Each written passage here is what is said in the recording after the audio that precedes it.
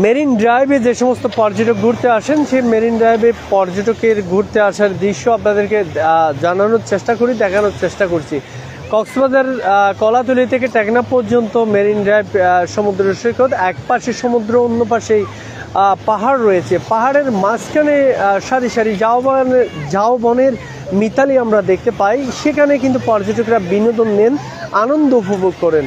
আমরা একটু আগেই দেখেছি সমুদ্রের বালিয়াড়িতে অসংখ্য শামুক ঝিনুক উঠেছে।